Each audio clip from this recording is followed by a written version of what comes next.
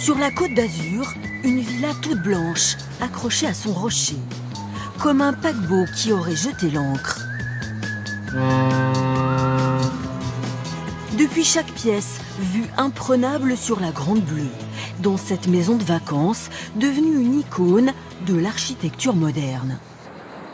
Un look ultra contemporain, et pourtant c'est une villa presque centenaire, construite en 1929 par Eileen Gray, une designeuse irlandaise. Toit terrasse, structure en béton, longue baie vitrée, pas du tout le style de l'époque. Dans les années 20, les villas de la Côte d'Azur ressemblaient à ça. Façade imposante, intérieur chargé. Rien à voir avec cette maison à taille humaine, 120 mètres carrés, organisée autour d'une pièce de vie. Pas de cloison, un style épuré, incroyablement moderne. Cette maison, elle a toujours été à la pointe de la modernité. C'est un ovni encore aujourd'hui. Elle fait appel à des techniques très innovantes, d'aération. Les fenêtres ne claquent jamais et pourtant elles sont toujours ouvertes quand il fait chaud. On montre les fils électriques, les interrupteurs sont transparents. On va mettre du celluloïd. C'est un concentré de modernité. Eileen Gray aménage elle-même l'intérieur et dessine chaque meuble. Un bar amovible et pratique. Un guéridon qui se règle en hauteur, idéal pour les petits déjeuners au lit. Cette commode pour tout ranger dans un minimum de place. Un siècle plus tard, les meubles de la villa sont devenus des icônes du design. Comme le fauteuil Bibendum, inspiré du célèbre bonhomme Michelin. Le confort modeste d'une maison de vacances, dessinée sur mesure pour son propriétaire, Jean Badovici, pour recevoir ses amis. Parmi les habitués, le célèbre architecte Le Corbusier. Il va peindre plusieurs fresques sur ses murs blancs, sans demander la permission. À l'époque, c'est un scandale, mais aujourd'hui, ces murs valent de l'or. À cet endroit s'écrit une histoire de l'architecture moderne et de son avant-garde, mais également une aventure humaine. Une aventure faite d'amitié et puis de brouille. Tout ça est étroitement mêlé sur ce petit bout de territoire posé au bord de la Méditerranée. Sur les murs de la villa, aujourd'hui ouverte au public, ces petits mots peints au pochoir par Eileen Gray.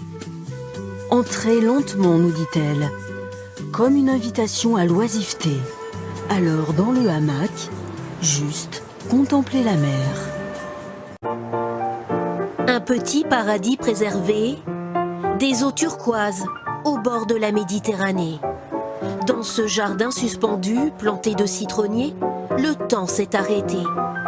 Dans les années folles, en 1926, deux jeunes architectes tombent sous le charme du Cap Martin.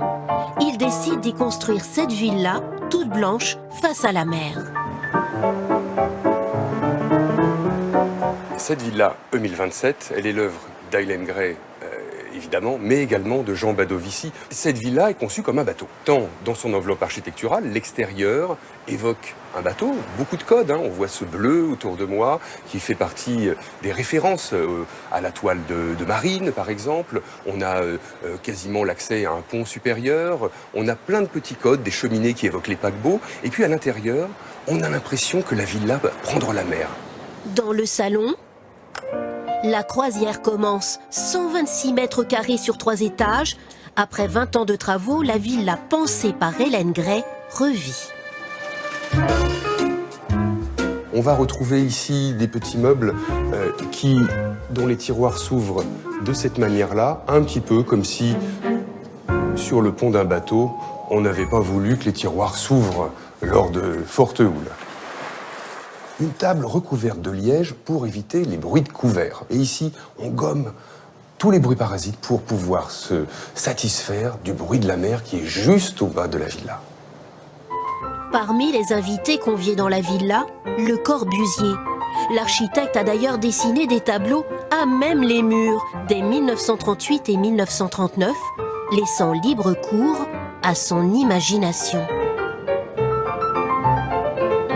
Roquebrune est alors une station balnéaire à la mode, où les artistes raffolent de la cité monégasque toute proche. On ne compte plus les fêtes autour de la piscine du Monte Carlo Beach.